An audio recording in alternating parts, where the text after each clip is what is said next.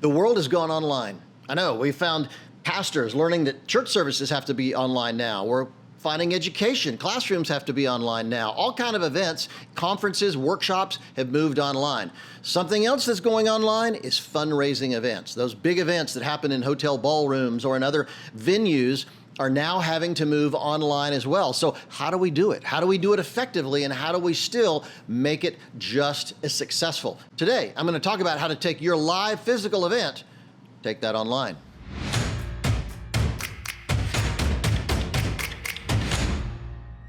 Hi, I'm Phil Cooke. Thanks so much for joining us for this podcast. I really appreciate you subscribing. I appreciate you tuning in, time after time after time to see these episodes and sharing it with other people and giving us ratings. If you're not, I'd encourage you to do that. The more we share, the more ratings we give, the more comments we have, they go up in the ratings. And it really makes a big difference and allows more and more people to hear these messages. Today, I want to talk about fundraising events online. We've taken everything else in the world online. We've taken church services, classroom experiences. We've taken workshops and seminars and all kind of events online.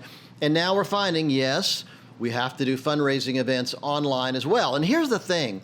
I'm taping this, I'm recording this, kind of what I would call the backstretch of the virus. It's been about 6 months since we've been shut down, and we're starting to emerge. Churches are starting to slowly meet again. And I've always said it's not the technology, it's not the virus, it's not the public policy.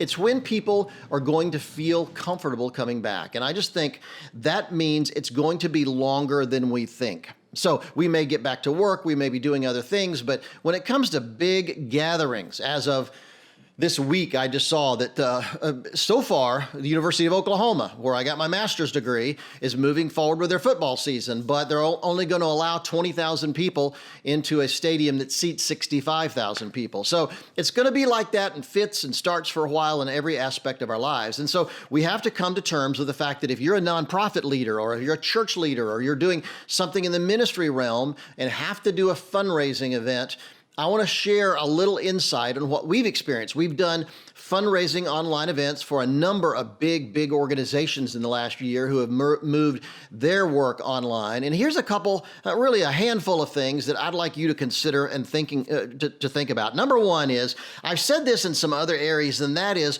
learn to adapt. I've told pastors, what you do in the pulpit on Sunday, when you adapt that to your live stream, you don't have to duplicate it, you have to adapt it.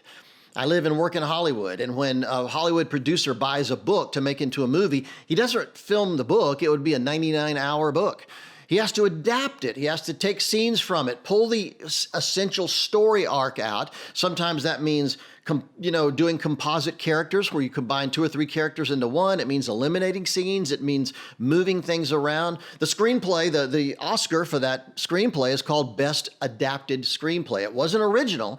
It came from another format, a book or maybe a play or something else, and he or she had to adapt that into a successful screenplay to make that movie. And so anything we move online, I want you to think adaptation. Adaptation. We have to learn to adapt it into the way it will work best online. And with pastors, for instance, I'm seeing pastors that aren't doing their online service on stage. They're doing it in their home.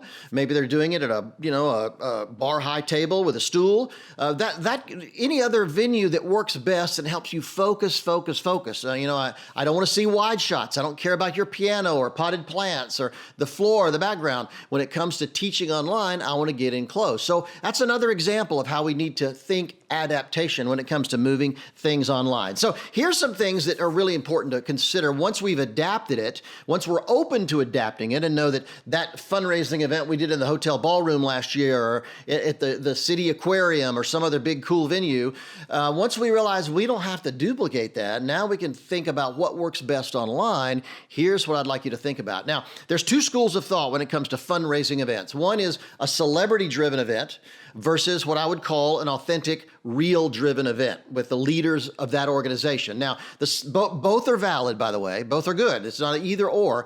Celebrity events, when we're live, people tend to want to come to a fundraiser because they get to meet a baseball star, they get to meet a movie star, they get to meet some kind of celebrity or a major speaker, some kind of a leader that they've always wanted to get to know. And you can mingle with those kind of people. the celebrity quotient is half the attraction at a normal physical fundraising event because people just like to be around other people. They like to mingle with successful business leaders because they know people that come to that event are likely going to donate. And so these are people that have been successful in their career. And so it's a good reason to want to come.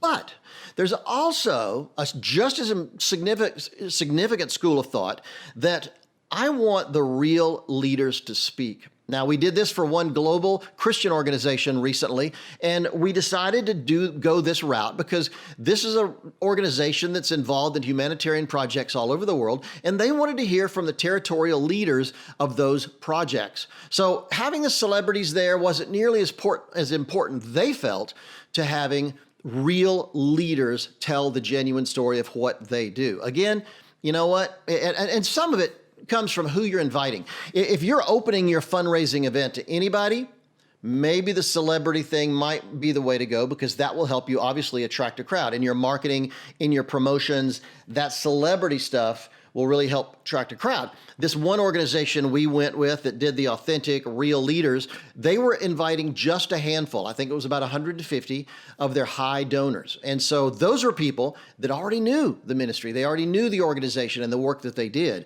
So to have their leaders tell the story, these were people that knew these leaders in different regions of the world, and having them tell the story was the most effective way. So just to understand, either way can be most effective. It all depends on your goals. It depends on the size of the audience you're trying to generate, whether you go with a celebrity-driven event or whether you go with what I'd call an authentic, leadership-driven event from your own organization.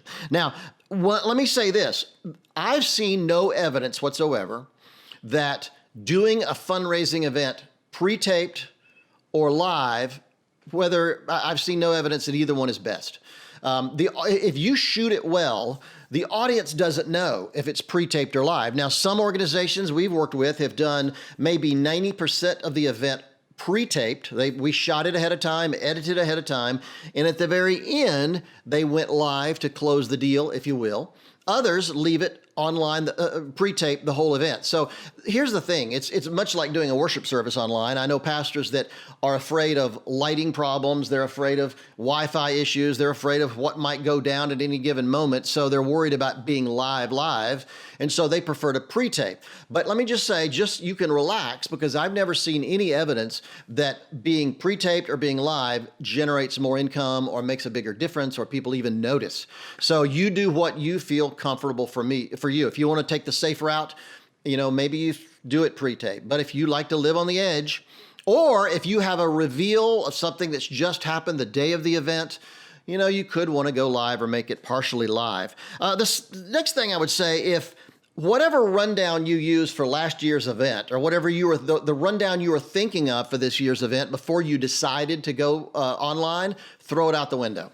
It has very little relevance to what you're going to do online. Remember, adapt. We're talking adapt. So the thing that you were planning on in the hotel ballroom or the thing you were planning on at some exotic location or country club or resort, live, in person, physically, that's got to go out the window. Now, you can take the essence of what you were planning and, the goals and what you were trying to achieve, but don't feel locked in no matter how much work you put into it. And by the way, many people I know put an enormous amount of work into a live physical event fundraiser, and then the lockdown happened and they had to go online. And I know they put a lot of work into it, but that doesn't mean you need to use that rundown for the live event. It just won't get you anywhere. And I would say this with pre-taping. When you do pre-taping, do a couple things. One, keep segments short.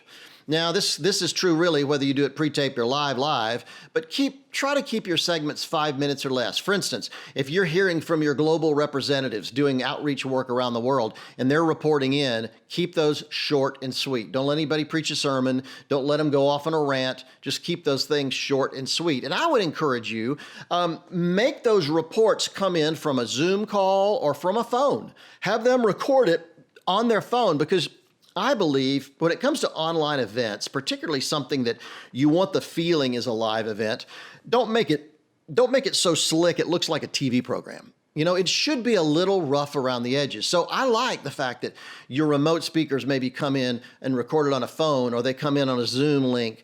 It doesn't have to be 100% perfect. I think being rough around the edges gives it that live, real, authentic feeling. I've seen some worship services during this COVID-19 era that were pre-taped, and they were done so well, you feel like you're watching a television show, not being a part of a genuine worship experience. So that's really true with fundraising, because of all things, your donor development and fundraising efforts need to be authentic and they need to be real. So don't make them so slick they just look like some kind of a pre-planned television event. Also, I think there should be key emotional moments throughout the evening.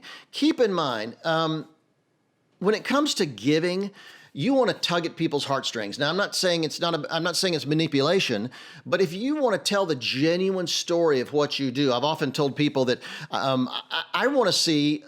I don't want to see you go on and on and on and on telling me the statistics, how many homeless people you fed, how many nights you've put them up, how many people you've led to God, how many people, whatever your story is. I don't want to hear the statistics. I want to see the story of one person whose life has been transformed by what you do. That emotional storytelling segment, that video, could be the most powerful thing you do all night. You know, I'm ashamed to say I did infomercials back in the day. And one thing we learned, those direct response television shows that, for exercise equipment and cooking equipment. I did one for a Miracle rear view mirror that was amazing. And I have to apologize for all that, but I did it early in my career trying to be a producer and a director. But one thing I learned from that period was that a guy like George Foreman could talk about his Miracle Grill till he was blue in the face. I mean, he could explain all the features and talk about it and give the stats and how great it was and show you how it works. But I discovered that once you show the story of Floyd in Cleveland that ordered the grill, took it home, took it to his family reunion, and the grill worked so well, he became the rock star at his family reunion. That's when people at home think, wow, if it worked for that guy, maybe it'll work for me. And that's when they order. They don't order while George is going through all the list of things that the attributes of the Miracle Grill. They order when they see somebody whose life was touched because of that product. Now, I take this to humanitarian organizations and churches and ministry organizations, nonprofits of all kind, whether you're a museum or whatever. Don't just tell me the stats. Tell me about lives that have been changed because of what you do. That's the most important thing you can possibly do. Show me those stories. And that means those key emotional moments throughout the event are going to be really, really critical. I also would say, see your online virtual event, your fundraising event, as one overarching arc when it comes to telling your story. I don't like a whole lot of separate, different elements just because you can. Just because you can bring in this expert over here and do this, or go to that place, or do this, just because you can, all those things you do, anything you do in a fundraising event should be telling one overarching story. One overarching story of how your organization, your ministry, your church, your nonprofit, your museum, whatever, is impacting your community or impacting people's lives wherever. That one overarching story. Don't get off. That's the single thing about successful movies. They go 90 minutes, sometimes more. Sometimes they can be like Breaking Bad and go into 5 seasons.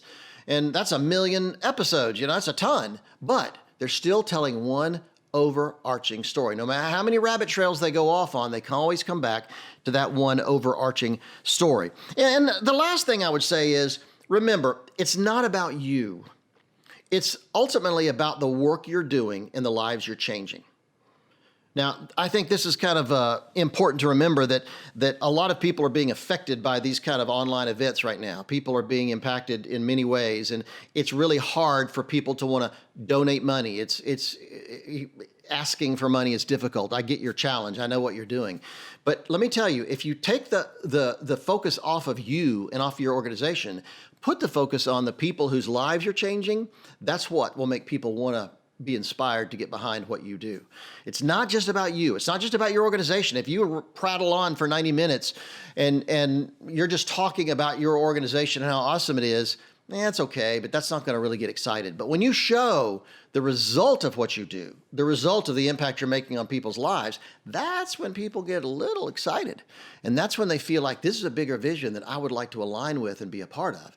That could make a really dramatic difference for you. So the bottom line in all this is tell your story. The purpose of the fundraising event is to tell the story of the impact you're making. Now, you may be a small organization just impacting a little segment of your community, or you may be a global organization impacting the world. Whatever it is, tell that story. And more than anything, show the lives that have been touched. Now, in closing, I would say that what we've discovered is most fundraising events that we've been a part of or we've seen out there online happen to be between an hour and 2 hours. I'd say the sweet spot may be an hour and 15 minutes, maybe something in the neighborhood of that. An hour 30 might be the longest.